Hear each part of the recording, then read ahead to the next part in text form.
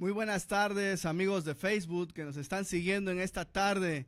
Es un gusto saludarlos desde la cabina de la Radio con Poder. Es un placer que estemos hoy y que el Eterno, quien es bendito, nos conceda hoy estar y seguir en estos estudios en su programa de Raíces Hebreas del Cristianismo. Es un placer estar con todos ustedes. Reciban un fuerte abrazo, un saludo a todos nuestros hermanos que nos siguen cada semana en este programa y que nos siguen a través de todos los programas que este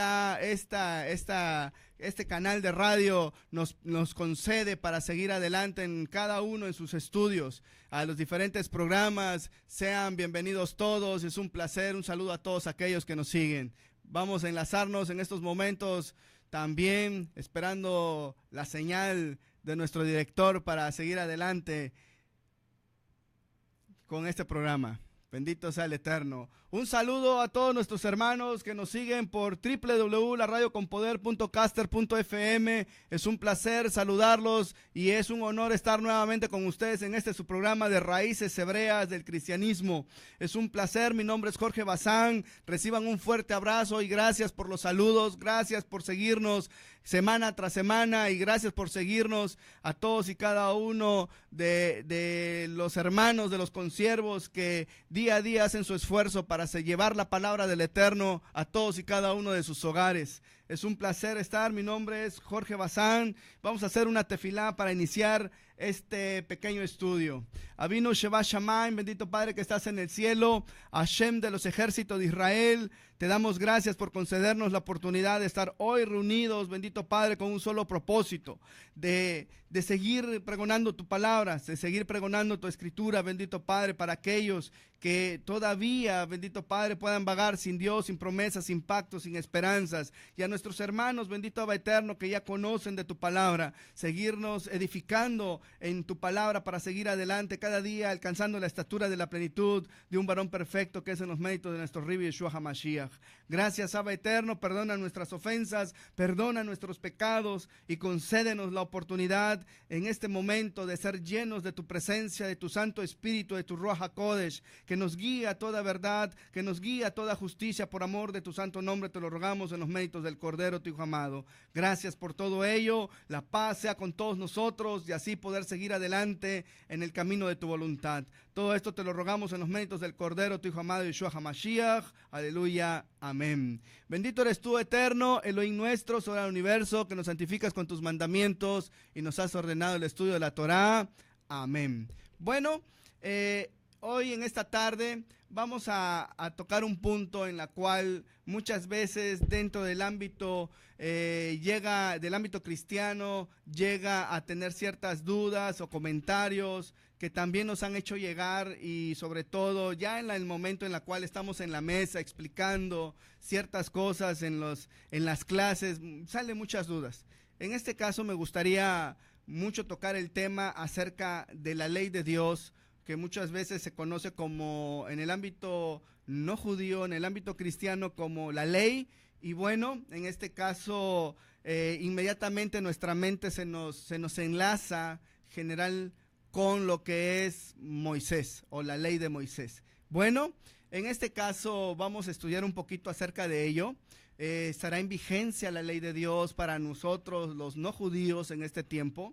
Y cuando la Escritura nos habla de ley, efectivamente significa y hace mención solamente a Moisés, o existen otro tipo de leyes que nosotros los no judíos en su momento no conocíamos.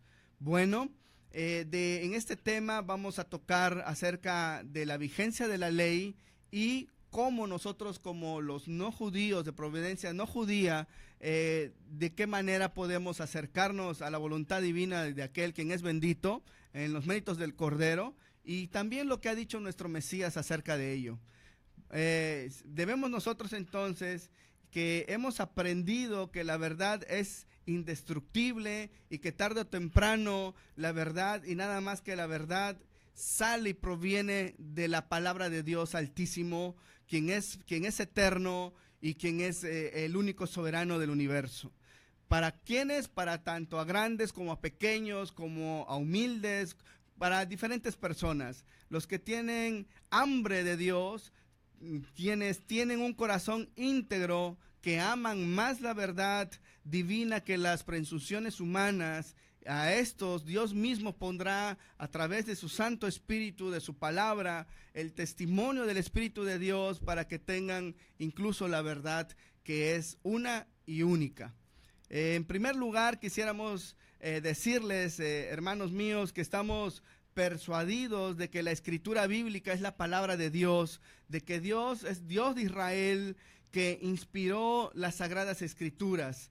Es entonces consecuente con lo que dice, con lo que hace, con lo que sale de su boca. Es seguro, es inmutable, como él mismo lo ha manifestado a través de sus profetas, a través de su palabra, desde lo que nosotros conocemos como la Tanaj, o lo que ustedes conocen como Antiguo Testamento, y lo que es los libros neotestamentarios o nuestra Mishnah Netzerita. Y para este caso quisiéramos tocar lo que es Malaquías capítulo 3 versículo 6, y dice así, quiero citar Malaquías capítulo 3 versículo 6: porque yo, Hashem, no cambio. Por esto, hijos de Jacob, no habéis sido consumidos. De la misma manera que nos lo recuerda a través del Salmo, el Salmo número 84, versículos 34 y 35. Salmo 89, versículos 34 y 35, que también cito. Dice así: no olvidaré mi pacto, ni mudaré lo que ha salido de mis labios. Bueno, una vez he jurado por mi santidad y no mentiré a David. Esto quiere decir que el Eterno, quien es bendito, en ningún momento muda o cambia de parecer. Es necesario, bajo el concepto hebraico, conocer también ciertas partes de la escritura cuando toca ciertos puntos que pareciera que se arrepiente, pero no es así. No es así. Hashem no tiene sombra de variación, no cambia. Entonces Dios no es el tipo de ser que hoy dice una cosa y mañana se arrepiente y cambia y dice otra. Pues está documentado incluso en nuestra Mishnah Netzerita en Santiago, capítulo 1, versículo 17, y cito: Padre de las luces, en el cual no hay mudanza ni sombra de variación. Y esto nosotros debemos siempre de tenerlo en claro. El tema que estamos tocando en esta tarde es acerca de la ley. Y para eso debemos nosotros poder entender de dónde proviene esta palabra y qué significa. En este caso, ley aparece en nuestra escritura infinidad de veces bajo el término castellano, ley. Pero de la palabra griega, que es nomos, muy bien, pero sabemos que la escritura no es originalmente o procede del griego. La escritura, el Tanaj, viene del hebreo. Por lo tanto, la palabra que está detrás del griego es Torah. Y para esto quisiera tocar lo que es el léxico Strong en H8451. Ustedes lo pueden buscar. Dice, cuyo significado más preciso sería el siguiente, que es instrucción, es enseñanza, es dirección. En el Nuevo Testamento en griego aparece, como habíamos dicho, como la palabra nomos. Y esto ustedes lo pueden ver en el léxico Strong, de igual manera en el G3551. Nomos se define como ley, mediante la idea de un uso prescriptivo, generalmente una regla o una regulación. Específicamente, bueno, en la mentalidad occidental, ley, inmediatamente la engarzamos, la hilamos con lo que es Moisés o lo que son los primeros 5 libros de la escritura o la Torah. Muy bien. Es interesante entonces que la Biblia de estudio Reina Valera 1995, y eso pueden ponerlo ahí, buscarlo ustedes también, en el Salmo número 1, versículo 2, el cual dice, cito: sino que en la ley del Señor está su delicia, y en su ley medita de día y de noche. Y nosotros debemos aquí ver que trae una nota al pie de la palabra ley que dice, la palabra hebrea Torah, traducida habitualmente por ley, significa más bien instrucción o enseñanza. Por lo tanto, esta instrucción que está contenida especialmente en los primeros 5 libros de la Biblia, no es concebida como un conjunto impersonal de mandamientos y preceptos. Es palabra viva de Dios que sale al encuentro de las personas para manifestarles su voluntad y conducirlas por el camino de la vida y del bien.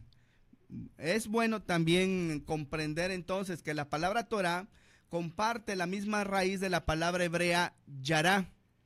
Y esto lo pueden ustedes verificar en el léxico de Strong, en lo que es H3384, que significa lanzar, apuntar, enseñar. De esta manera entonces la Torah apunta hacia algo, hacia alguien. Muy bien. La Torah fue dada entonces por el Eterno mediante su gracia hacia nuestras vidas para que nuestra vida dé en el blanco de su perfecta voluntad. Si nosotros simplemente decimos que la palabra Torah o ley es simplemente la ley de Moisés, es un conjunto de reglamentos y listo, nos perdemos de su riqueza, nos perdemos de su profundidad más importante. Si Dios ha dado su palabra a la humanidad, si Dios ha dado la palabra a todo ser viviente, la ley no fue dada para matar a la humanidad, fue dada para hacerla vivir y conforme a la voluntad de aquel quien es santo, de aquel quien es bendito, y nos ayude a tener una relación de santidad con aquel quien es bendito y con nuestro prójimo y con la naturaleza, con la creación. Y esto nosotros debemos entenderlo. Por lo tanto, cuando la Escritura nos dice que el fin de la ley es Cristo o el fin de la ley es el Mesías, no es con un propósito de terminación. Terminó aquí, esto quedó fuera, esto es nuevo. Sino más bien, cuando dice el fin de la ley, o sea, el fin de la instrucción es señalarte al Mesías. ¿Por qué? Porque es la misma ley la que nos muestra nuestra condición de pecado y así poder entender que soy reo de muerte, porque la paga del pecado es la muerte. Por lo tanto, no tengo salvación por mis propios méritos. Tiene que haber una redención porque estoy violando la voluntad de aquel quien es santo, santo, santo. Entonces, la ley fue entregada con ese propósito y ese fin de la ley es mostrarnos al Mesías con el único propósito de reconocer nuestros pecados y así entendidos, reconocer el pecado, lo que hemos transgredido, lo que no es conforme a la voluntad de Dios y nos concede la oportunidad de que en los méritos del Mesías somos justificados para con Dios. Entonces, no estamos más bajo la ley, sino bajo la gracia. ¿Qué quiere decir esto? No estamos más bajo la ley del pecado, no la ley de Moisés. Y esto es importante que nosotros debemos discernir, hermanos, porque muchas veces nos fue enseñado por no conocer el contexto hebraico, y no conocer las palabras hebreas, y no conocer el contexto hebreo, la formación hebraica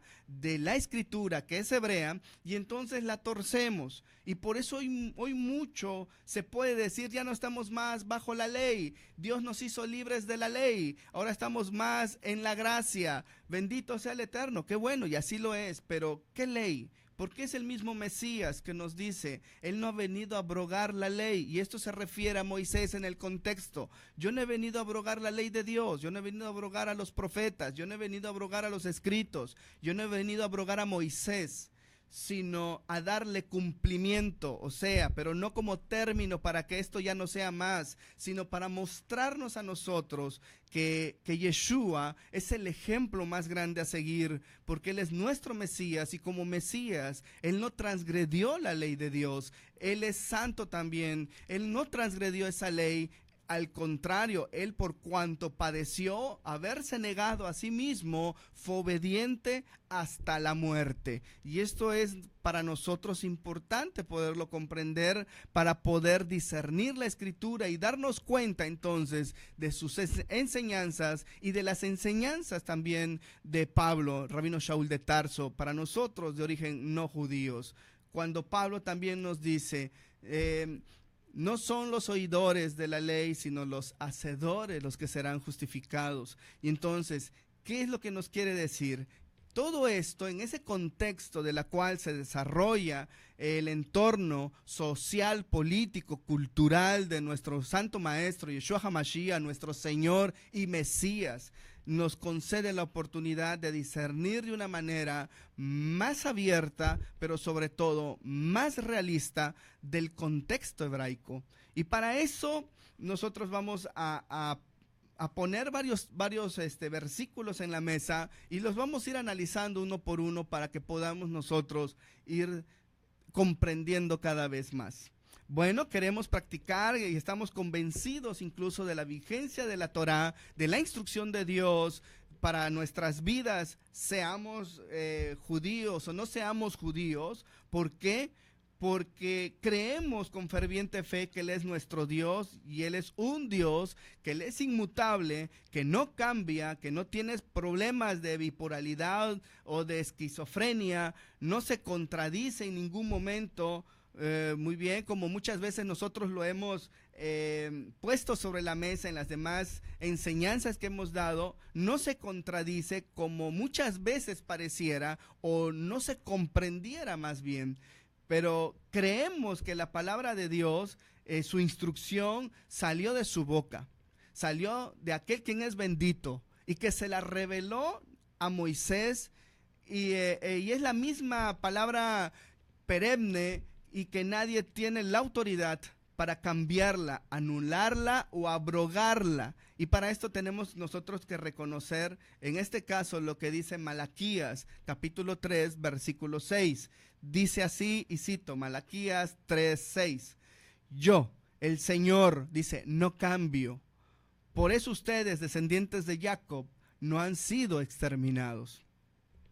¿Por qué queremos practicar y por qué creemos en este momento acerca de la vigencia de la ley, seamos judíos o no judíos?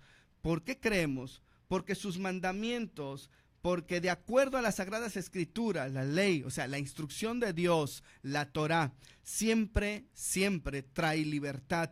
Y no hay registro bíblico alguno de que alguien haya sido esclavo de ella o haya pecado de haber practicado la Torá, la instrucción de Dios en su vida. Y para esto vamos a citar lo que es Salmos, Tejilín, capítulo 119, versículos 44 al 45. Tejilín, Salmos, número 119, versículos 44 al 45. Y dice así, y cito, guardaré tu ley, o sea, tu Torá, tu instrucción, siempre, para siempre y eternamente, y andaré en libertad. ¿Por qué voy a andar en libertad? Por practicar tu instrucción, Padre, porque soy libre al conocer la verdad de tu voluntad a mi vida. Es una instrucción de santidad. Y por eso, cuando yo ando en la voluntad de Dios, que es su palabra, su instrucción, sus mandamientos, sus estatutos y sus decretos, según aplique y como hemos sido llamados, si bien judíos o no judíos, de todos modos la ley de Dios no puede ser transgredida. Y según cada uno como aplique, seamos gentiles, también tenemos parte para nuestras vidas como instrucción de la voluntad de Dios hacia nosotros que nos regule. Bueno, dice así, y andaré en libertad porque busqué tus mandamientos. Lo que entonces, ¿qué es lo que puede esclavizar? Y para eso nosotros debemos entender en el contexto, porque mucho de ese contexto también lo explica Rabino Shaul de Tarso, por ejemplo, en la carta a los Efesios, y sucesivamente empieza a hablar acerca de la ley como aquella que mata, aquella que es opresión, aquella que son dogmas y tradiciones que esclavizan, y que la ley de Dios es más pura. Pero bueno, a ver, dice la ley también y maneja el término ley. Y estos son hebraísmos que dentro del contexto, si nosotros no conocemos el contexto que está hablando, en este caso, Rabino Shaul de Tarso, nosotros inmediatamente cuando dice ley creemos que es Moisés, y no es así. Para nosotros debemos entender, y que debe de quedar claro, que también existían leyes rabínicas, leyes que se formulaban por los jueces de Israel, que forman parte de la formación hebraica, y que en aquel tiempo, en la época del Segundo Templo, eran cercos de protecciones por todo lo que el pueblo había estado viviendo en aquella época. Imagínense, el pueblo sale al exilio a Babilonia, porque son los que retornaron, los de Babilonia, 70 años después. Retornan a Israel, levantan sus murallas, levantan el templo, vuelven a reconstruir y dicen, ¿por qué no sucedió esto? No sucedió por no guardar la instrucción de Dios. Entonces dicen, no debemos de caer en el mismo error y debemos de procurar guardar los mandamientos de Dios lo mejor posible, porque el no guardarlos nos mandó al exilio. Y bueno, ¿qué pasó? Levantaron cercos de protecciones, o sea, empezaron a formular leyes que se llaman leyes rabínicas, y bueno, eran un cerco de protección para no violar los mandamientos de la Torá. Conforme va pasando la época, sucede que los mandamientos rabínicos fueron muchos más constantes, fueron mucho más importantes para los propios jueces, así también como para el pueblo, que se hizo aún mayor que la Torá, mayor que la instrucción de Dios, respetando por sobre todo aún más las leyes de los hombres o las leyes rabínicas. Y por eso vamos a ver el diálogo que tiene Yeshua muchas veces con cierta sección, con ciertas sectas de los fariseos. Y digo ciertas sectas porque ustedes deben de saber y de conocer que los fariseos no era una sola secta en general. Eran, dentro del fariseísmo habían más sectas, y bueno, desconocer esto, creemos y encerramos que son todos los fariseos. Y por eso vamos a ver que Yeshua mismo es fariseo. Por eso vamos a ver incluso que nosotros como cristianos, y decíamos hace mucho tiempo cuando estábamos aquí y primera vez nos invitaron a formar parte del grupo de la Radio con Poder, fue que decíamos, bueno, hermano, lo primero que nosotros debemos hacer es preguntarnos, ¿tú crees en un Mesías? Claro, bendito sea el Eterno. ¿Tú crees en la resurrección de los muertos? Claro, bendito sea el Eterno. ¿Tú crees en el mundo por venir, o sea, en los 1000 años del reinado del Mesías? Y dijeron, sí, yo creo. Y yo también estoy consciente de que ustedes están diciendo, pues yo también creo. Muy bien, pues eso, ustedes también podrían ser fariseos. ¿Por qué? Porque esta es enseñanza de fariseos, o sea, es enseñanza farisaica. Por lo tanto, nosotros debemos entender que mucha de esa enseñanza Yeshua también la enseñó, porque formaba parte del judaísmo, y bueno, de las diferentes casas que dentro de ese contexto muchas veces se desconoce, y que yo les invito, cuando ustedes deseen poder estudiar, y estamos aperturados para ello, y se ha hecho la invitación para que todo aquel que quiera conocer todos esos contextos que quedan como lagunas exegéticas por cuestiones más bien culturales que no conocemos, quedan ahí en el limbo, pero conociéndolas nos vamos a dar cuenta y vamos a entender la riqueza y profundidad de lo que se está hablando, porque nos da esa riqueza de ese contexto, y puede quedar la escritura aún más entendible. Y bueno, ¿qué sucede? Que muchas veces nosotros pensamos que la ley de Dios es simplemente la instrucción que se da en el Har Sinaí, en el monte Sinaí, cuando habían también instrucciones rabínicas. Y vemos esos diálogos. ¿Por qué tus discípulos transgreden el Shabbat? Bueno, transgreden el Shabbat, decía Yeshua, oye, ¿qué es más importante? ¿Qué es más importante? ¿Es más importante la vida? ¿Y qué sucede? Claro, la vida es, la Torá, la instrucción, los mandamientos fueron para preservarle la vida al hombre, no para quitársela. Por lo tanto, el mandamiento más grande de la Torá es preservar la vida.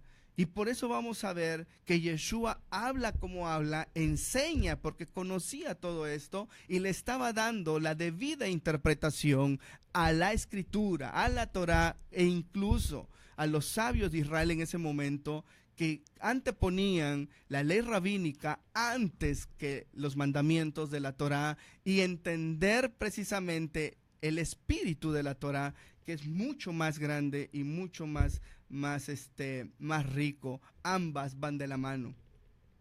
Vamos a ver entonces que esos dogmas, esos mandamientos, la gente los guardaba como si fueran la misma ley de Dios. Y ese era el problema grande en la época de Yeshua. Yeshua dijo que había venido a enseñar la verdad, la misma que el Padre le dio a Moisés, tal cual.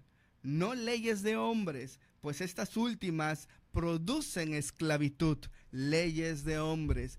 ¿De qué manera? Cuando forman parte de nuestro vivir diario como sin sentido, simplemente las hago, y si violan la Torá o transgreden la voluntad del Eterno, cuidado.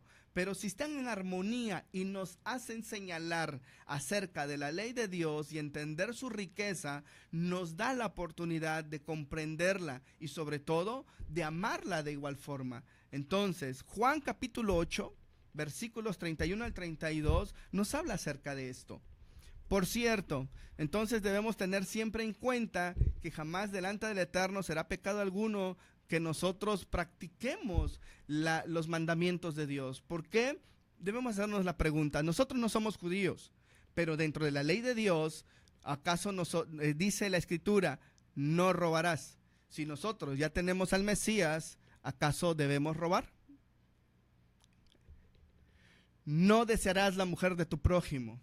Si nosotros tenemos al Mesías, ya lo podemos hacer, porque vivimos en la gracia, ¿verdad que no? Nosotros tenemos que respetar la ley de Dios. Ahora, esto nos concede, como decía, la oportunidad de que si la ley me señala al Mesías, por lo tanto, porque me hace ver y me hace entender que he transgredido la voluntad de Dios y me hace reflejar en qué condición estoy. Por lo tanto, la ley de Dios me señala al Mesías con el único propósito de que el Mesías me saque de bajo la ley y me conceda por la misericordia de Dios que se manifiesta en su gracia a quien Él le place. Al tener el conocimiento de la revelación del Mesías a nuestras vidas, entonces ya la ley no me señala si yo le echo manos a los méritos del Cordero, entonces ya no estoy más bajo la ley del pecado, sino ahora estoy en armonía con la ley. ¿Cuál ley? La ley de Dios, la Torá, la instrucción de vida. Por lo tanto, esta ley me concede vivir en paz, en armonía, en santidad con mi Creador, con la creación y con mi prójimo. Es el ejemplo más grande que poníamos hablando en una clase. Decíamos, a ver, si una persona llega y roba un pan de una panadería. Robó el pan y sale corriendo, lo agarra la policía. En ese momento lo toma la policía ¿por qué? Porque robó. ¿Qué robó? Robó un pan. Los motivos ahorita no importan. Él robó un pan. En este caso se le acusa de robo. Se va a la cárcel. Pero llega una persona y le dice, ok, robó. Perfecto. Yo voy a pagar su deuda. Paga la deuda y el que robó sale. Pero para eso tiene que hacer por qué robó. Si porque tenía hambre o porque iba a alimentar a algo, simplemente robó por robo. En este caso no importa. Él le echa mano a esa paga que está haciendo esta persona. ¿Y qué pasa? Lo saca de la cárcel, pero lo saca de la cárcel, ya no está más bajo el peso de la ley, porque si le cayó todo el peso de la ley, sino que ahora ya es absuelto de esa ley. Por lo tanto, ahora le permite vivir nuevamente en libertad, pero no para volver a robar, no para transgredir la ley, sino para vivir respetando la ley. Y esto es lo que sucede con nuestro Mesías. El Mesías nos saca de una condición en sus méritos con el propósito de vivir en armonía con la voluntad de Dios, de aquel quien es bendito. Entonces, por la gracia nulificamos la ley, que es lo que dice Rabino Shaul de Tarso, dice, negativo, no es así. Al contrario, por la gracia, que no nos las merecíamos, sino que esto es por decisión divina hacia nuestras vidas, porque éramos culpables, ahora en los méritos del Cordero me hace absuelto y entonces confirmo que la ley de Dios, o sea, la Torá, la instrucción de vida que Dios dio a la humanidad y al mundo para vivir en paz con el Creador, con su creación y con el prójimo.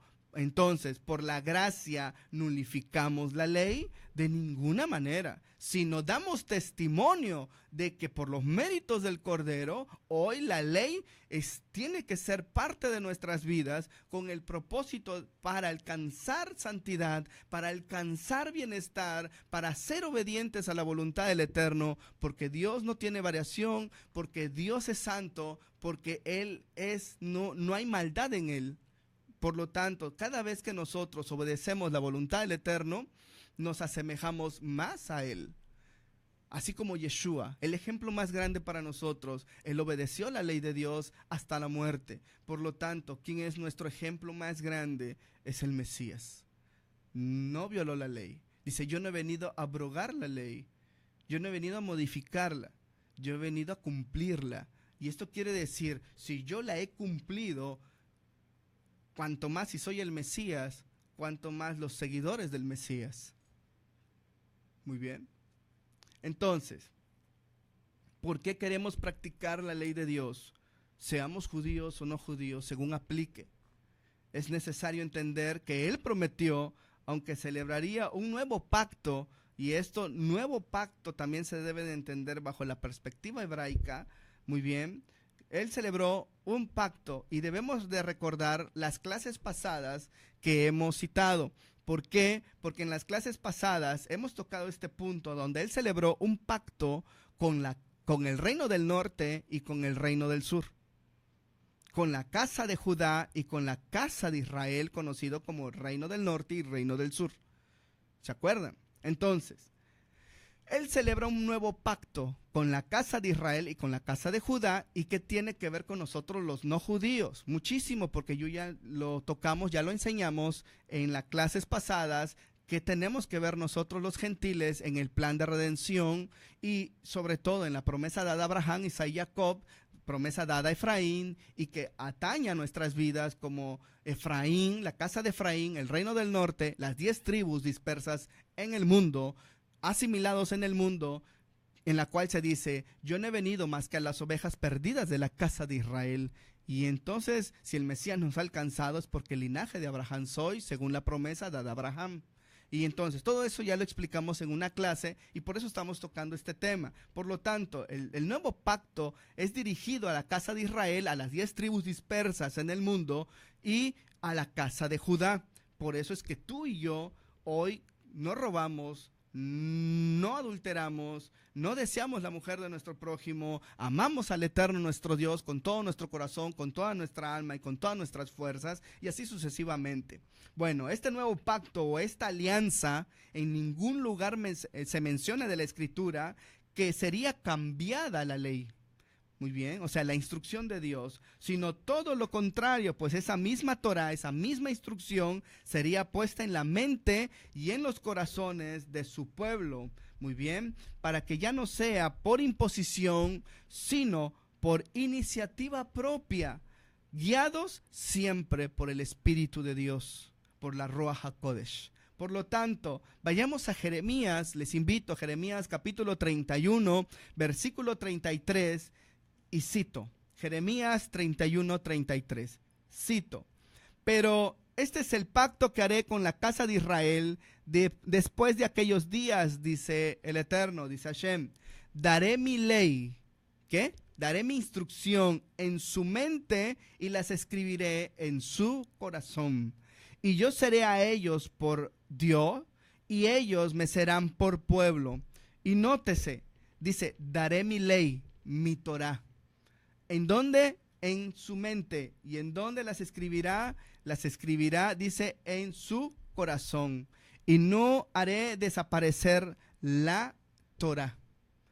Entonces, esto quiere decir que la Torá no desaparece, y como enseña incluso muchos dogmas de doctrina, que no se apega al contexto hebraico de la misma. Y lamentablemente en el púlpito, e incluso en ciertas enseñanzas, se siguen perpetuando los errores que ya vimos y que hemos desnudado en esta serie de enseñanzas, que ese pensamiento dogmático, ese pensamiento de dogmas teológicos son por la creencia romana, donde una cosa era la ley de Dios, la ley para los judíos, y una cosa es la ley de Cristo para los cristianos, para los cristianos que habían nacido en ese momento, cayendo en errores teológicos e interpretando la escritura gravemente.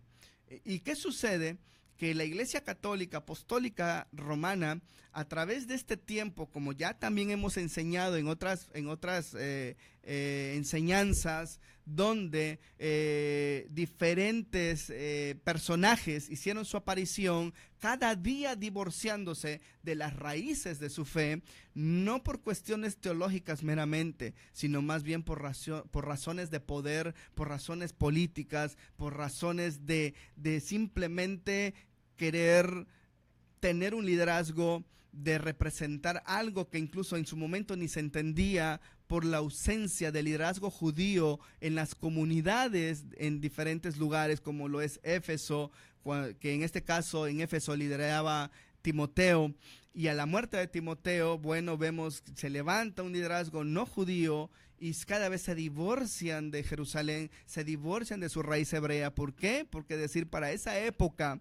judío en el Imperio Romano y en donde gobernaba Roma era decir casi demonio.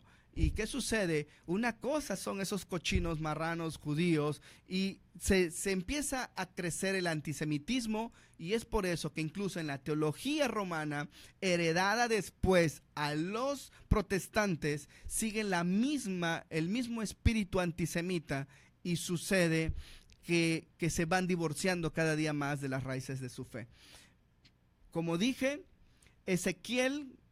vamos a ver Ezequiel capítulo 36, versículos 26, Ezequiel 36, 26, para poder entender que la misma ley, pero bajo los términos de lo que nos dice Ezequiel: os daré un corazón nuevo y pondré un espíritu nuevo dentro de vosotros, y quitaré de vuestra carne el corazón de piedra, y os daré un corazón de carne, y pondré dentro de vosotros mi espíritu, y haré que andéis, ¿en dónde?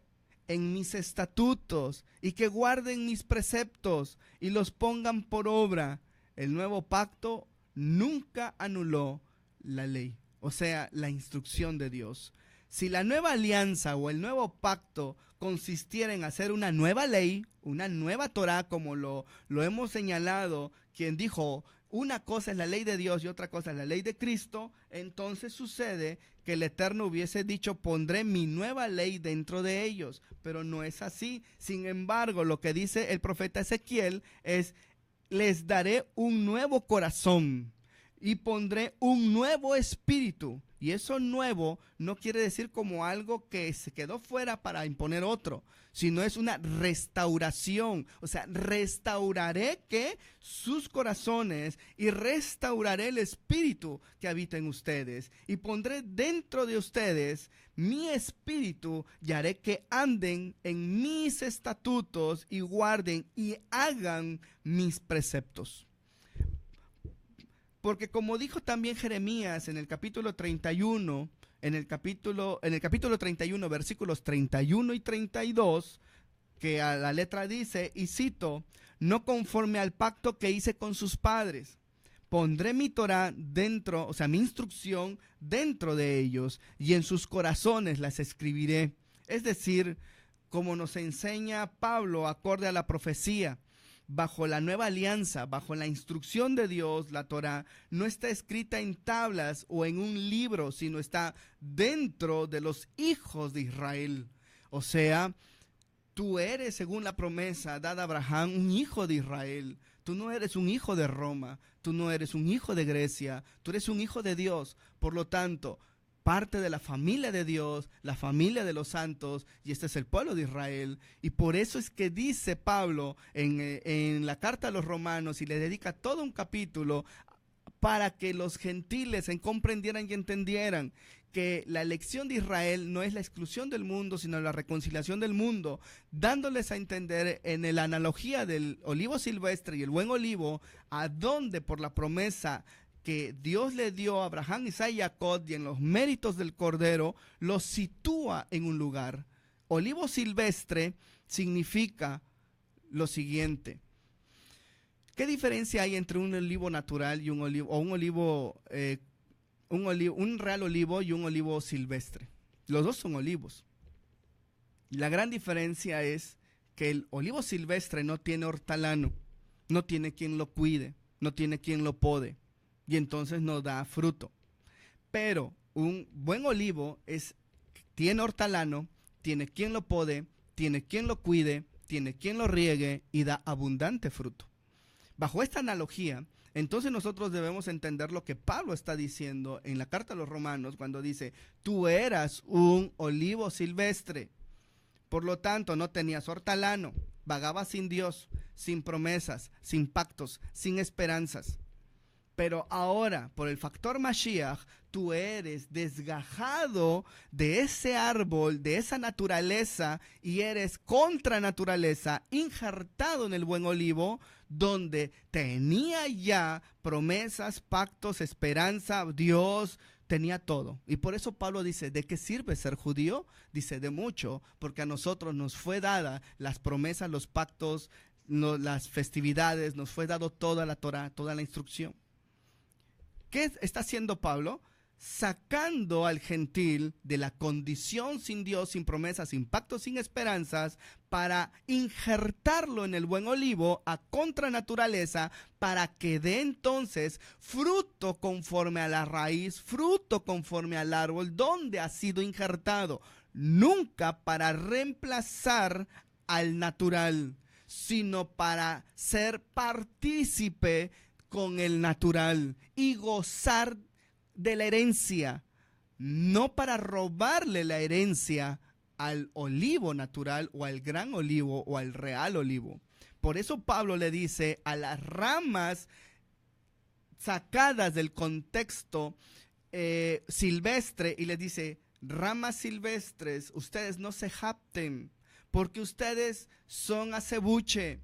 Ustedes no sustentan a la raíz, es la raíz la que sustenta a ustedes. Y eso es lo que está tratando de explicarle Pablo a los no judíos, en este caso a Roma, a la sinagoga en Roma, porque se había quedado sin liderazgo judío y nada más habían gentiles ahora. ¿Por qué? Por el edicto de expulsión de Claudio a los judíos en Roma. Entonces se van los judíos, se quedan los gentiles en la sinagoga, y estaban cambiando y dándole una interpretación diferente. ¿Qué sucede? Eso es lo que está pasando, que ya los gentiles estaban trazando mal la escritura, y bueno, sucede que Pablo los está nuevamente llevando por el lugar que debe de ser, según el plan de redención, según la ley de Dios, según la escritura y según las profecías que el Eterno, quien es bendito, habló por medio de sus santos profetas desde tiempos antiguos. Muy bien, entonces, con esta analogía nos concede la oportunidad de comprender entonces que nuevo no es precisamente que esto quedó fuera y ahora lo reemplazó con otro. En el contexto hebraico, nuevo es restaurado, es restauración, y restaurar es dejarlo según su plan original. Ok, ya entendido esto, entonces continúo. Dice Jeremías: no conforme al pacto que hice con sus padres, pondré mi Torah dentro de ellos y en sus corazones las escribiré. Por lo tanto, bajo la nueva alianza, la Torá no está escrita en tablas, como lo dice Rabino Shaul de Tarso, sino que la pone dentro del corazón de los hijos de Israel. Por lo tanto, nosotros somos parte de y desgajados de ese olivo silvestre a formar parte de la familia de los santos, de la familia de Dios. Creemos entonces y queremos entender acerca de la vigencia de la Torá, porque seas judío o no seas judío, por qué queremos practicarla y por qué nosotros debemos de guardarla de alguna manera, porque es el mismo Yeshua a quien nosotros llamamos muchas veces Jesús. Debemos saber que los nombres no se transliteran, los nombres deben de respetarse como tal, por eso es que su nombre es Yeshua, y bueno, el cual significa Hashem salva. Dejó un testimonio para cada uno de nosotros que es importante, que todas las palabras e interpretaciones de todos los teólogos, rabinos, pastores, maestros, etcétera, de todo el mundo, no debe de cambiar la ley de Dios, sino todo lo contrario, sino atestiguarla. Por lo tanto, es el mismo Mesías de Israel, el enviado directo de Dios, aquel que dio su vida por la nuestra, para hacer volver a su pueblo de sus pecados, diciendo lo siguiente en Mateo capítulo 5, versículos 17 al 20, y cito: no penséis que vine a abrogar la ley,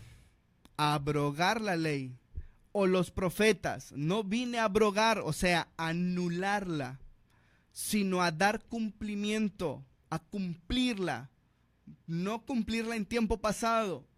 Vengo a cumplirla porque es tiempo presente. Él está hablando. Vengo a cumplirla porque Él le viene a dar la debida interpretación a la Escritura. Entonces, porque de cierto os digo, hasta que pase el cielo y la tierra, de ningún modo pasará ni una iot, ni un trazo de la letra de la ley hasta que todo se haya cumplido. Por tanto, cualquiera que suprima uno solo de estos mandamientos más pequeños y así enseñe a los hombres, muy pequeño será llamado en el reino de los cielos. Pero cualquiera que los practique, los ponga en práctica en su vida y los enseñe, este será llamado grande en el reino de los cielos. Porque os digo que si vuestra justicia, y escuchen esto, porque os digo que si vuestra justicia no fuera mayor que la de los escribas y fariseos, de ningún modo entraréis en el reino de los cielos. ¿Cómo está esto? Dado que el cielo entonces y la tierra aún existen y no todo lo que está escrito en la Torá y en los profetas se ha cumplido, muy bien, solo se necesita tener una mente en condiciones normales para comprender que lo que se dice, lo que se enseña en la Torá y los profetas sigue vigente para nuestras vidas. En Lucas capítulo 16, versículo 17, declara lo siguiente, cito: es más fácil que desaparezca el cielo y la tierra, que caiga una sola tilde, una letra tan pequeña de la ley. Véase también entonces Lucas 21:33, véase también Mateo 24:35, Marcos capítulo 13:31 y Primera de Pedro capítulo 1 versículo 25, para que ustedes puedan entender lo que estoy hablando aquí en este momento como ejemplo. Yeshua vino a confirmar la Torá, a interpretarla de manera correcta, nunca a quebrantarla, nunca a anularla. Anular o abolir la Torá sería incluso abolirse él mismo, el Eterno mismo, porque pues entonces está cambiando de parecer, o Yeshua mismo, que él respetó la Torá de Dios. Por lo tanto, si nosotros decimos que la instrucción de Dios, la ley de Dios no está en vigencia para nosotros, estamos anulando lo que Yeshua mismo hizo. Juan capítulo 1, del 1 y 14. Apocalipsis también 19:13 lo podemos verificar como tal. Entonces, esa misma palabra de la que habla Isaías capítulo 1:10, en la cual cito, dice: oíd la palabra de Dios, Hashem, príncipes de Sodoma, escuchad la ley de nuestro Dios, pueblo de Gomorra. Por lo tanto, ¿qué les está diciendo a estos pueblos que deben de hacer? Que se arrepientan para seguir los caminos de Dios. Ahora, vamos a ver algo bien importante en el tema, por ejemplo, del discurso de el primer y segundo discurso de Pedro, que dice: arrepentíos, arrepiéntanse y vuélvanse de sus pecados. ¿Y cómo yo sé que estoy en pecado? Porque la ley dice que estoy en pecado, que he transgredido. Por lo tanto, dice, arrepiéntanse, acepten, comprendan que han transgredido la voluntad de Dios. Por lo tanto, acepten al Mesías, la cual es el medio por el cual está la reconciliación para con Dios.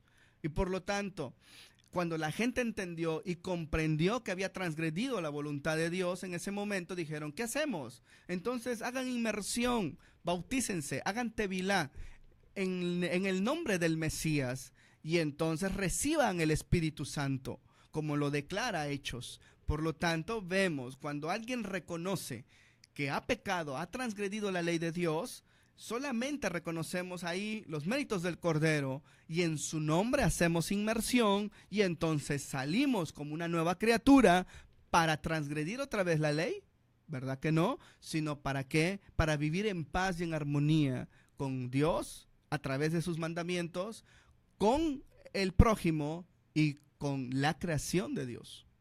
Por lo tanto, vayamos al Salmo número 119, versículo 142, en la cual nos dice: tu justicia es justicia eterna, por lo tanto no tiene límite. Muy bien, no tiene caducidad, es eterna. Y tu ley, tu instrucción, es la verdad. Y es por eso entonces que Yeshua, orando a su Padre, le dijo lo siguiente: santifícalos en tu verdad. Tu palabra es verdad. Entonces, ¿qué está enseñando Yeshua? ¿Algo nuevo? ¿O está haciendo referencia al Salmo 119, versículo 142? Está enseñando Torah. Está enseñando Torah. Muy bien. Recuerden entonces que Yeshua no tenía a la mano un Nuevo Testamento, ¿verdad? Él no enseñaba con Mateo, él no enseñaba con Lucas, él no enseñaba con Tito ni con Judas, él no enseñaba con ninguno de estos. De hecho, Pablo tampoco enseñaba con esto. ¿Por qué? Porque desde el 45 después del Mesías se escribe por primera vez la carta de Jacobo, de Santiago, hasta el 95 de la era cristiana. Por lo tanto, en esta época Yeshua estaba vivo. ¿Y qué pasa? Él está declarando la Torá. Pablo está declarando la Torá porque no estaban no estaba todavía escrita las cartas que citaba cuando dijo: toda la escritura es útil para instruir, para corregir, para redarguir, para instruir en justicia. No está refiriéndose al Nuevo Testamento porque no existía. Se está refiriendo a la Torá, se está refiriendo a la instrucción de Dios. La instrucción de Dios son los primeros 5 libros de Moisés, son los escritos, son también los profetas mayores y los profetas menores. Y con esto no estoy diciendo que los libros neotestamentarios quedaron fuera o no los estamos reconociendo. Simplemente estoy diciendo que en ese momento no estaban ahí. Muy bien. Ok. ¿Qué debemos nosotros entonces con todo esto? Primera, debemos recordar que Yeshua no tenía a la mano un Nuevo Testamento, pues tal y como lo conocemos hoy, consta de escritos de los discípulos judíos de Yeshua, quienes escribieron varias décadas mucho después de la muerte y de su resurrección. Muy bien, debemos nosotros entender todo esto, que es importante. Cómo se escribieron las cartas, en qué época se escribieron las cartas, cuándo hicieron su aparición, y todo esto nos va a dar mucha luz. Por eso les invito a que, si ustedes desean estudiar, adelante, nos sentamos a la mesa y podemos estudiar para que esto quede en nuestra mente claro y darles un panorama más amplio de lo que son las raíces hebreas. Ok, ¿por qué creemos acerca de esta vigencia de la Torá en nuestras vidas, seamos judíos o no judíos? Bueno, porque Él se complace profundamente en la ley que le entregó a su pueblo, que le entregó a sus hijos para que ellos se deleitaran en su escritura, en su Torá. Por lo tanto, queremos complacer y retribuir lo más posible a nuestro Padre de nuestro amor hacia Él. ¿Y cómo se manifiesta el amor hacia nuestro Padre que está en los cielos?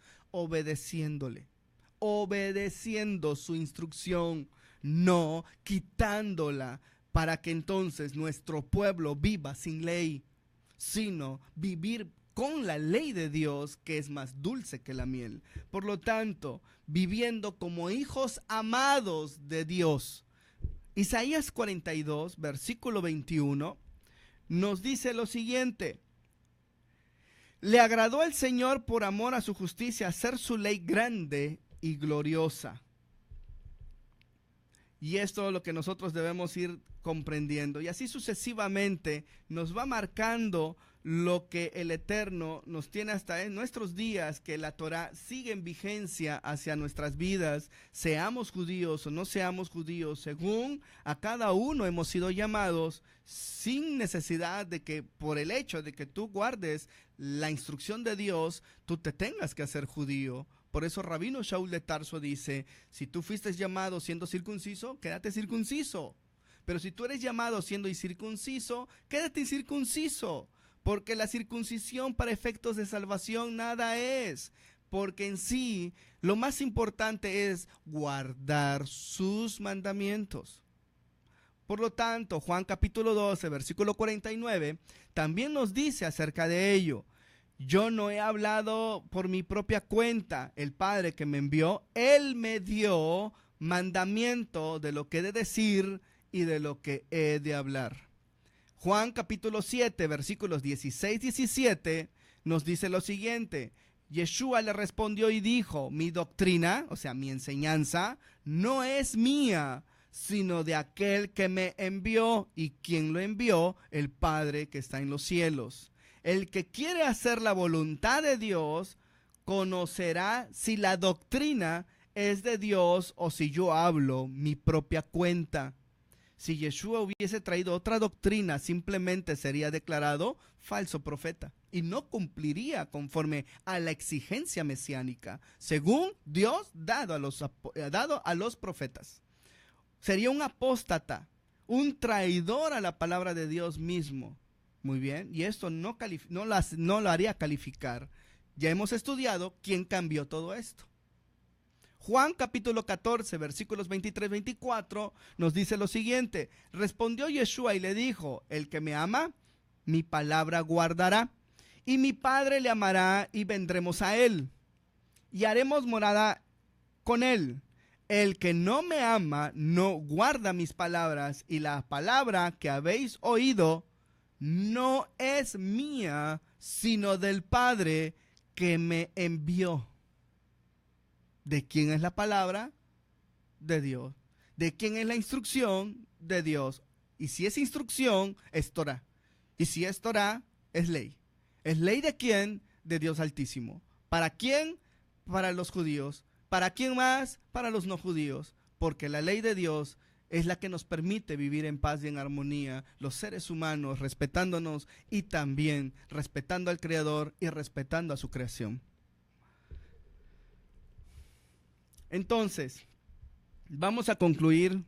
Este tema es hermoso y hay mucho más para poder poner en la mesa, muchísimo más, pero por cuestiones de tiempo se nos está acabando ya la hora.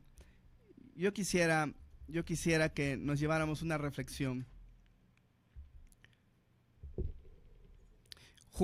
Primera de Juan, capítulos 2, 3-6. En esto sabemos que nosotros lo conocemos, si guardamos sus mandamientos.